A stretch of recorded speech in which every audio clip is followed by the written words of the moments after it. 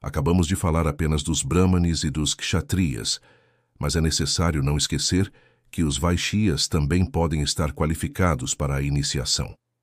De fato, encontramos por toda parte formas iniciáticas destinadas especificamente a eles, aquelas baseadas no exercício dos ofícios.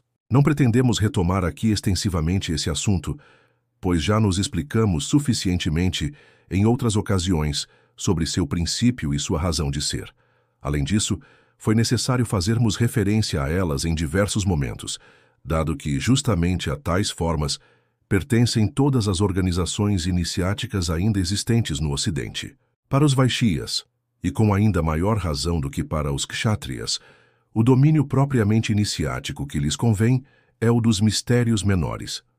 Aliás, essa comunidade de domínio levou frequentemente a contatos entre as formas de iniciação destinadas uns e outros, resultando assim em relações bastante estreitas entre as organizações respectivas que as praticam. É evidente que, além do estado humano, as diferenças individuais que servem de base essencial às iniciações ligadas aos ofícios desaparecem inteiramente e já não podem desempenhar nenhum papel. Uma vez que o ser tem alcançado o estado primordial, as distinções que deram origem às diversas funções especializadas deixam de existir. E isso, precisamente, porque todas essas funções têm sua fonte nesse estado único. É exatamente a essa fonte comum que se visa retornar ao término dos mistérios menores, para possuir plenamente tudo o que está implicado no exercício de qualquer função. Se considerarmos a história da humanidade tal como ensinada pelas doutrinas tradicionais, conforme as leis cíclicas, devemos afirmar que, no início, o homem, possuindo plenamente seu estado de existência, tinha naturalmente nele todas as possibilidades correspondentes a cada uma das funções, antes mesmo de qualquer distinção entre elas.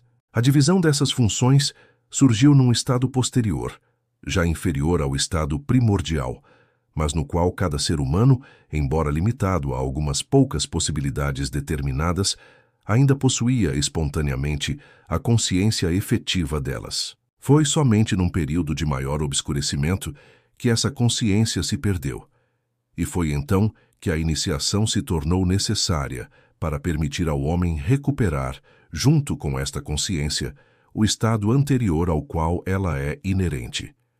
Tal é, de fato, o primeiro dos fins da iniciação, aquele ao qual ela imediatamente se propõe. Para que isso fosse possível, era necessário pressupor uma transmissão que remontasse, através de uma cadeia ininterrupta, até o próprio estado que se busca restaurar, ou seja, até o estado primordial. E como a iniciação não se detém nisso, sendo os mistérios menores, apenas a preparação para os mistérios maiores, isto é, para a tomada de posse dos estados superiores do ser, torna-se necessário subir ainda mais além mesmo dos próprios orígenes da humanidade. Por isso mesmo, a questão de um suposto origem histórica da iniciação revela-se inteiramente destituída de sentido. Aliás, ocorre o mesmo no que diz respeito à origem dos ofícios, das artes e das ciências, considerados em seu sentido tradicional e legítimo. Todos eles, apesar das múltiplas diferenciações e adaptações secundárias, derivam igualmente do estado primordial, que os contém a todos em princípio, e por essa razão, ligam-se também a outros ordens de existência além da própria humanidade. O que, aliás, é necessário para que cada um em seu lugar e medida possam realmente cooperar na realização do plano do grande arquiteto do universo.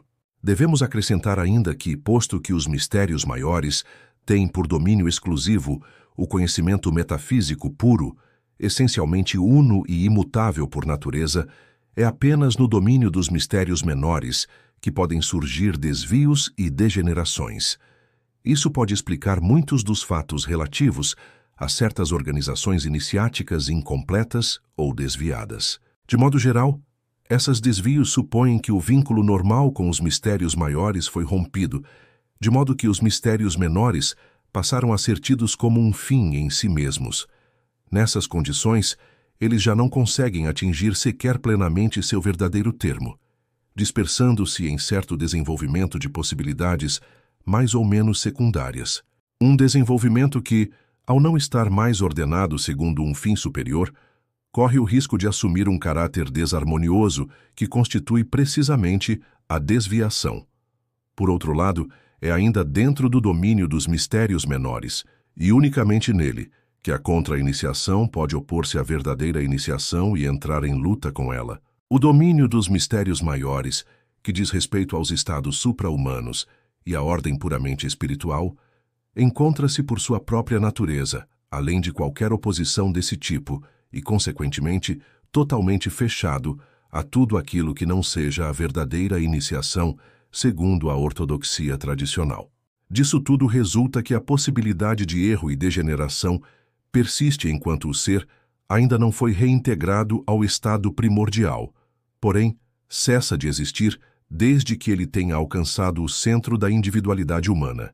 É por isso que se pode dizer que aquele que chegou a este ponto, ou seja, a conclusão dos mistérios menores, está já virtualmente liberto, embora só possa sê-lo efetivamente após percorrer a via dos mistérios maiores e realizar, enfim, a identidade suprema.